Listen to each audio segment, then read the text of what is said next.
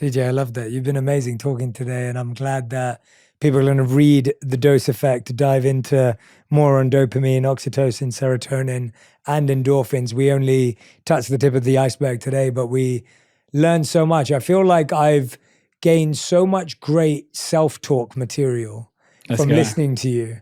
And I think that's what I really value, and I think we undervalue about when you're listening to a podcast, when you're reading a book, the goal is to get so much more of a new script in your mind as to how you talk to yourself about the challenges you have, how you talk to others about the challenges you have, and then how you talk yourself out of making bad decisions and into good decisions. Definitely. And as I've been listening to you, I feel like you're such a hub of incredible insights and information and so well researched where I'm like, oh, now I'm going to hear TJ's voice in my head remind me of that when I'm brushing my teeth and I've got my phone out, or, you know, when I'm about to go to bed, and even the idea of standing up before I lie down. Or there's so many things you've said today where I'm like, I think there's just these mini shifts and nudges that hopefully will save me and everyone who's been listening a lot of stress and a lot of trouble.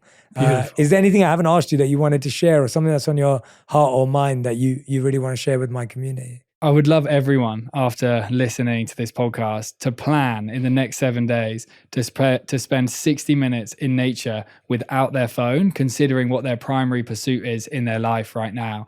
It can be a bit uncomfortable when you go into the quiet. Remember that idea of the boredom barrier. Your brain will settle. It will calm. Worries might come into your mind at the beginning of that walk. But I promise you, by the end of that 60 minutes, you're going to be incredibly clear as to what you're truly seeking for in your life. Maybe the phone is impacting you. Maybe you want to stronger relationship with your partner. Maybe you think, oh, porn could be a factor in my life today. Maybe your work needs to be a greater priority in your life. But we need, as a society, long periods of time in nature without our phones. I love that challenge. And everyone who's going to do that challenge, tag me and TJ when you're out in nature so we can see pictures of you on walks, hikes, taking your dog out, whatever it may be. We want to see the amount of time you're spending in nature. And if you get to 60 minutes, tag us and tell us the time as well. Let's go. It'd be amazing to see. TJ, we end every episode of On Purpose with the final 5. Yeah. These questions have to be answered in 1 word to 1 sentence maximum. Okay. So TJ Power, these are your final 5.